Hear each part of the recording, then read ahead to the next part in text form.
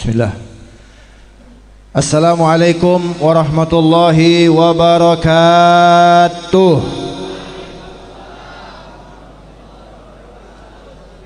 Yang jawab salam saya doakan tahun depan berangkat ibadah haji. Yang enggak jawab salam sampai ke Tanah Abang aja. Alhamdulillah ala hadhihi ni'mah walhamdulillah ala kulli ni'mah. Wassalatu wassalam ala sayyidina wa maulana Muhammad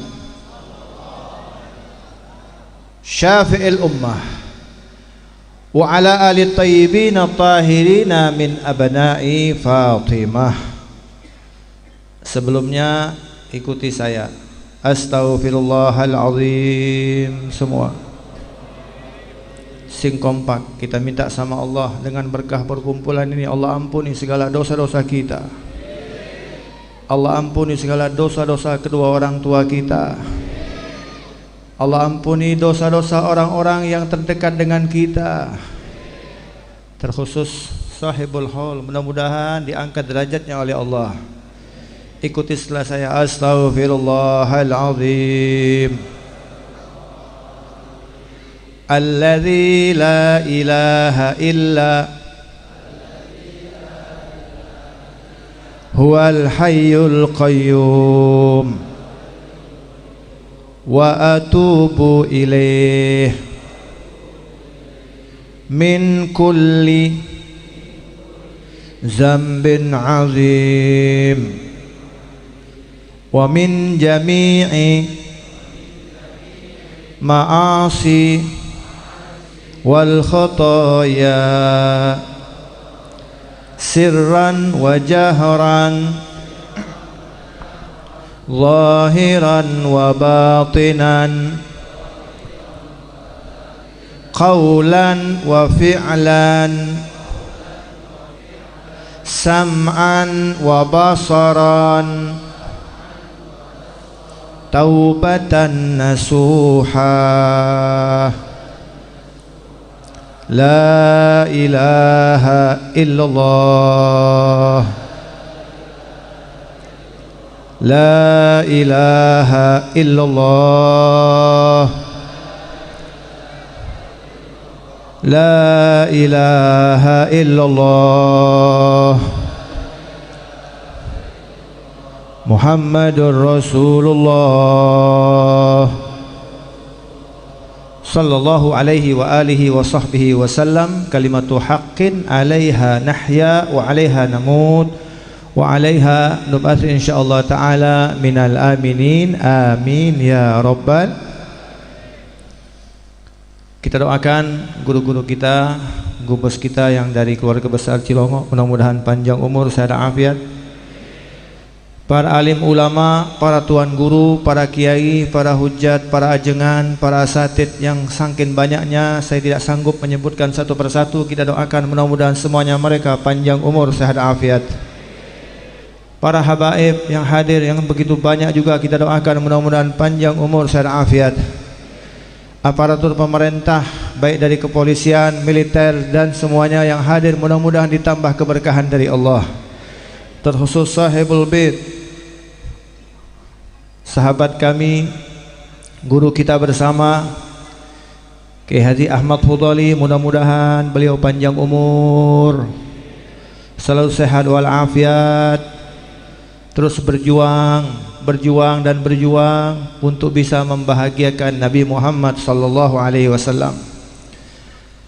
Saya sebetulnya hanya hadir saja, ingin mengambil berkah dari perkumpulan ini, tapi tiba-tiba ditodong oleh kiai,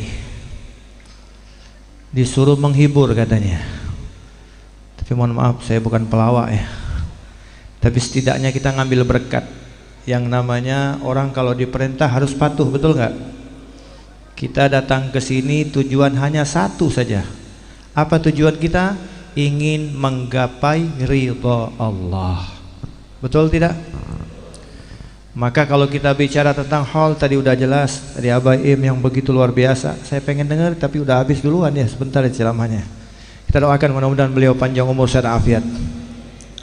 Saya teringat suatu cerita. Yang namanya haul itu artinya ikatan antara orang hidup dengan orang yang sudah wafat. Mungkin bentar lagi kita yang akan dihauli ya. Udah siap mati belum? Ini yang hadir nih, saya mau nanya nih, udah siap mati belum? Kok jawabnya ragu-ragu ya? Saya ulang, tanya sekali lagi. Yang hadir semuanya udah siap mati belum? Oh, anak kecil siap besok katanya. Dia nggak tahu harga beras masalahnya. Yang siap mati saya WhatsApp malaikat Israel.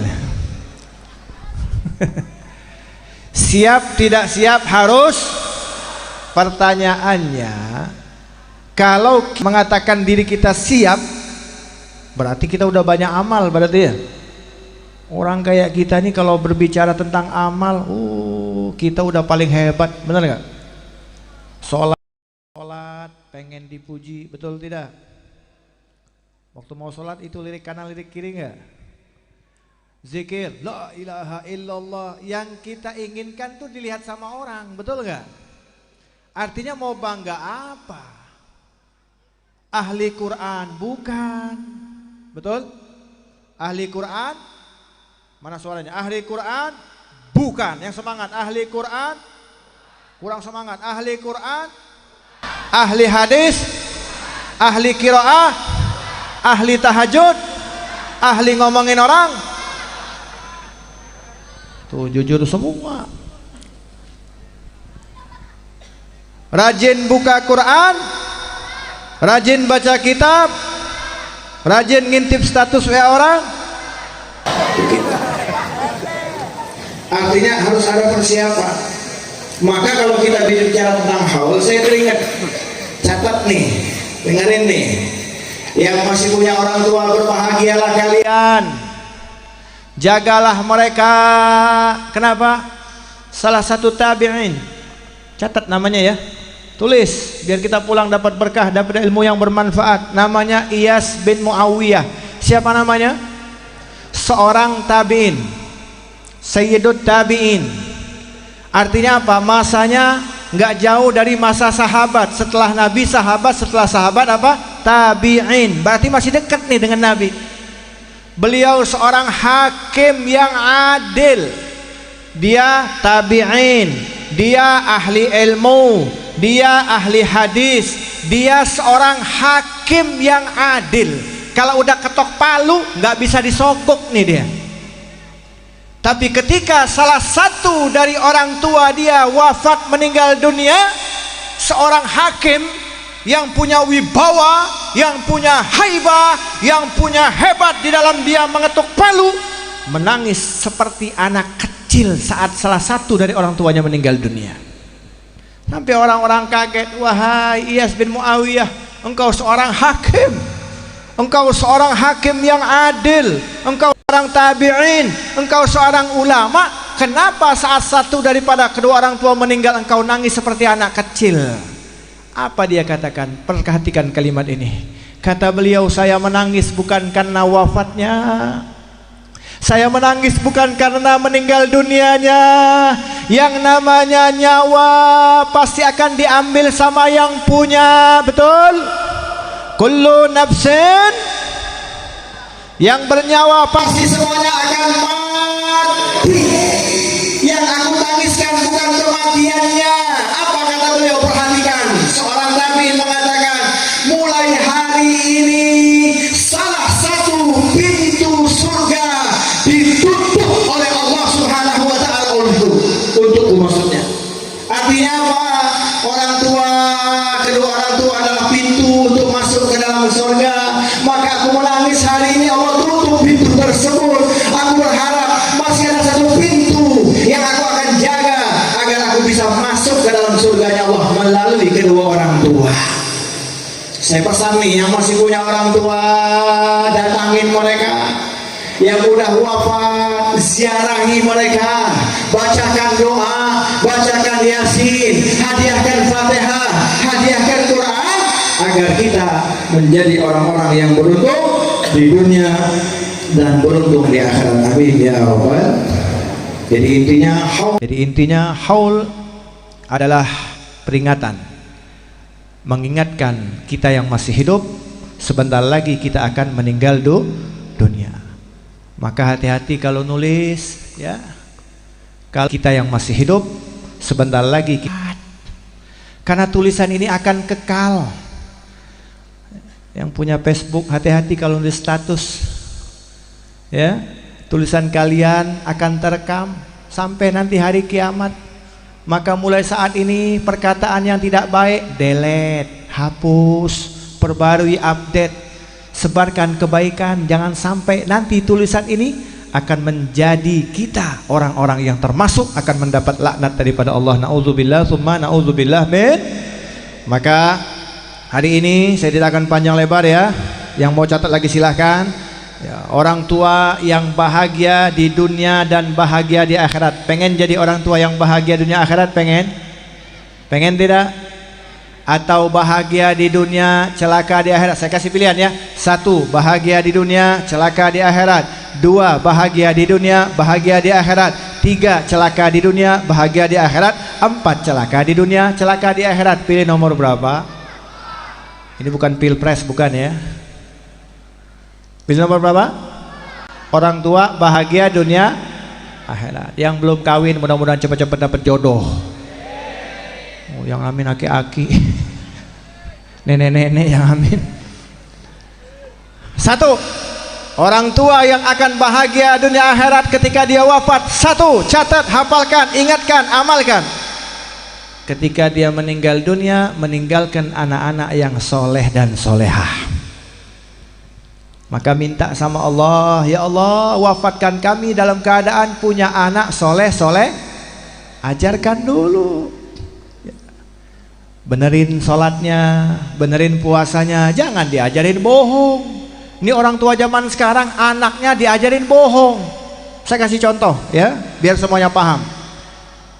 Suaminya pulang, kerja, nggak ninggalin duit. Ya, istrinya bingung, datang tukang kredit yang suka beli kredit nih.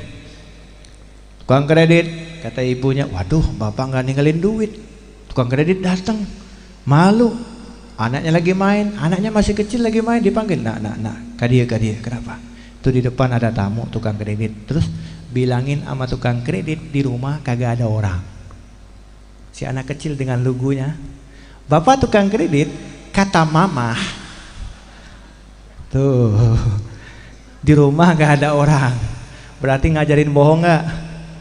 Ngajarin bohong gak?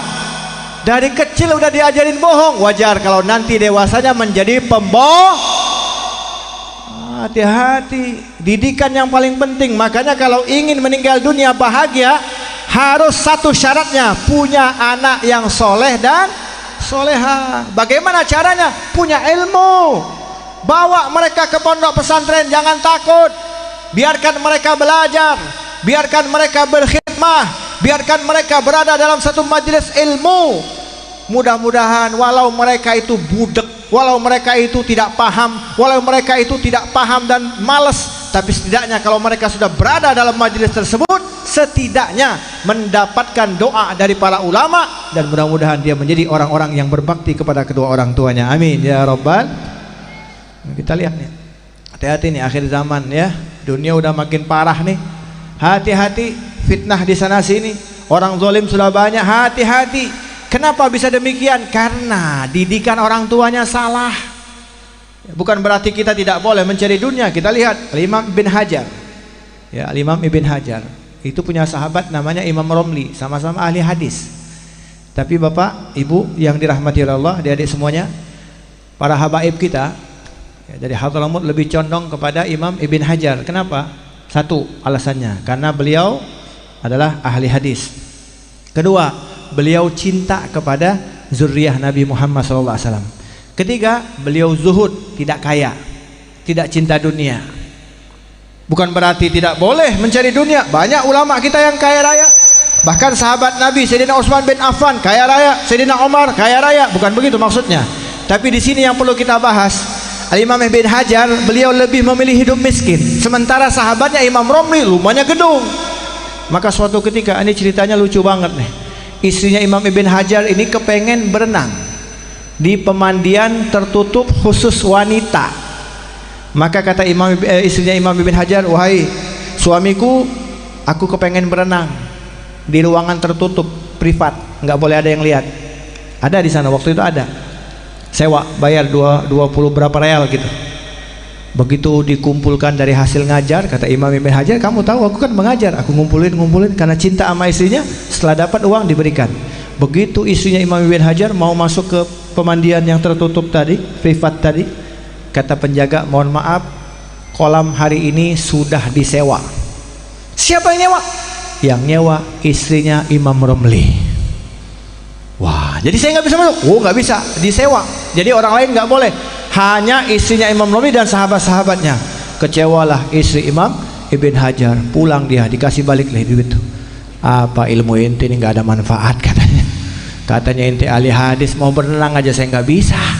Tuh lihat Imam Romli, sama-sama ulama kayak ente, tapi istrinya mampu bayar sewa tuh, satu kolam. Maka Imam Ibn Hajar senyum saja, karena dia tahu seorang wanita itu biasanya ngomel aja. Betul nggak kira-kira, Bu? Ya, jadi wajar ya, seorang wanita tuh ngomel aja. Dia nggak paham bagaimana capeknya seorang suami di luar sana ya. Tapi di sini ceritanya begini, ketika Imam Ibn Hajar melihat istrinya begitu, maka ditarik istrinya, dipimpin. Kemana? Diajak ke dekat bi'r sumur. Imam Ibn Hajar nih ahli hadis, turunkan ember diturunkan, begitu ditarik, malan bid dinar, penuh uang dinar. Oh, kebayang nggak uang dinar tuh emas semua tuh ya.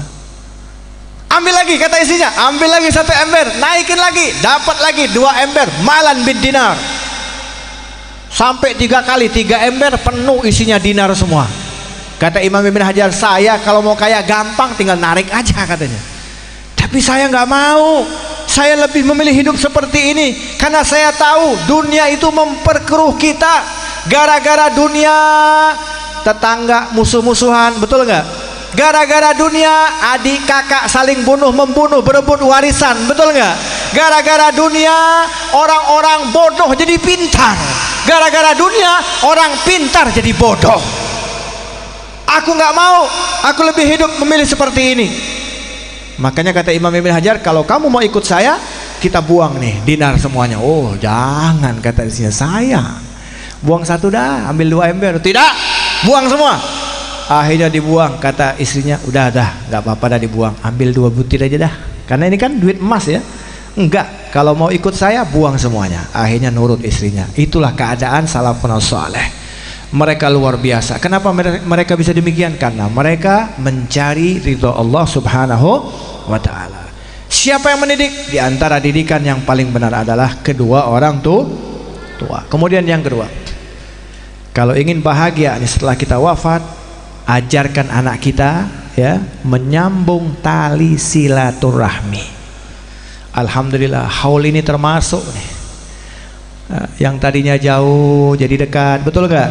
Yang gak ketemu malam ini ketemu, Allah bukakan nih silaturahmi. Ketika kita berkumpul, diturunkan rahmat oleh Allah subhanahu. Maka sahabat kita, guru kita Ki Ahmad Hudali ya, mengumpulkan kita untuk saling silaturahmi. Mudah-mudahan beliau termasuk anak-anak yang berbakti kepada kedua orang tuanya, dan mudah-mudahan orang tuanya menjadi bahagia di dunia dan bahagia di akhirat. Amin ya rabbal. Ya, apa yang pertama tadi? Yang pertama apa? Nah, gimana saya mau lanjut kalau nggak paham ya? Yang pertama apa? Meninggal dunia dalam keadaan meninggalkan anak-anak yang soleh. Yang kedua apa? Apa yang kedua? Wah, ya udah, nanti kita yang ketiga saya lanjut tahun depan aja dah, karena semuanya percuma saya berikan. Makanya saya titip sekali lagi, tahun depan datang ke sini bawa pena, bawa buku rekam, supaya kita semuanya datang ke sini bukan hanya dapat berkah saja, dapat ampunan saja, tapi dapat ilmu yang bermanfaat. Supaya apa? Supaya kita bisa menjadi orang tua yang bahagia di dunia dan bahagia di akhirat. Amin ya rabbal alamin. Rabbana hab lana min azwajina wa dhurriyyatina qurrata a'yun waj'alna lil muttaqina imama. Rabbana atina fid dunya hasanah wa fil akhirati hasanah wa qina adzabannar wa qina adzabannar wa qina adzabannar wa adkhilna jannatal ma'al ya aziz ya ghafar ya rabbal alamin wa sallallahu ala sayyidina Muhammad wa ala alihi wasallam walhamdulillahi rabbil. Wassalamualaikum warahmatullahi wabarakatuh.